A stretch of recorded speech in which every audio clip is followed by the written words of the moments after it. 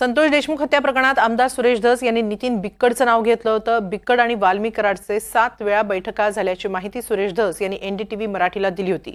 सुरेश धस यांच्या डायरीत या बैठकांबाबतची माहिती नमूद करण्यात आलेली आहे. नितीन बिक्कड आहे जो धाराशिव जिल्ह्यातला आहे, धाराशिव जिल्ह्यातला फाकराबाद तालुका वाशी इथला आहे.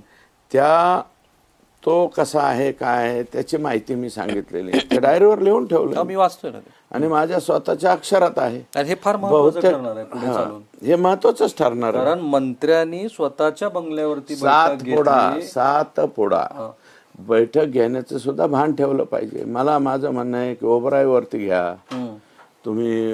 ओबरायच्या शेजारी कोणतं हॉटेल आहे ते ट्रायडंट हॉटेल आहे, तिथं बैठक घ्या.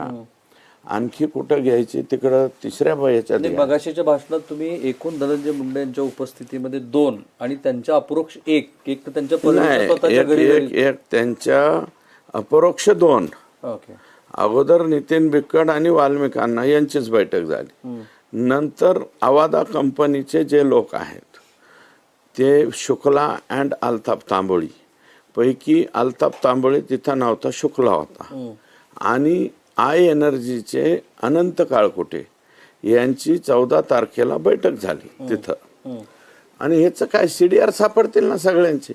नाही, पण मी त्या बैठकीला उपस्थित आहे. माझ्या उपस्थितीमध्ये एखाद्याला खंडणी मागितली, ऑब्विसली मी आरोपी आहे ना ह्या प्रकरणातला. होणारच आहे ना, म्हणजे धनंजय मुंडे आरोपी होणारच आहे. होतील ना भविष्यात, काय सांगता येईल. झालेच पाहिजेत. तर वाल्मी कराडनं काळ्या धंद्यातून 2000 कोटींची संपत्ती जमवल्याचा आरोपही सुरेश धस यांनी केलेला आहे. एनडीटीव्ही मराठीला दिलेल्या एक्सक्लुझिव्ह मुलाखतीत त्यांनी ही माहिती दिली. मला असं वाटतं 1000 कोटीच्या पुढे जाईल ते. 1000-2000 कोटीचं सापडायला ना. आता हे संपल्यावर मोर्चा संपल्यावर पठ्ठ्या आलता तेव्हा मला कोणत्या तरी पार्क मध्ये अॅमिनोरा पार्क शेजारीच आहे बनोरा पार्क हडपसरचा अॅमिनोरा पार्क मध्ये तो पोरगा जाडीवाला पोरगा म्हणला अख्खा फ्लोर वाल्मिक अण्णाच्या ड्रायव्हरच्या नावावर आहे आत्ता म्हणला. आत्ता मग आता हे वाल्मिकचं काय बाबा हे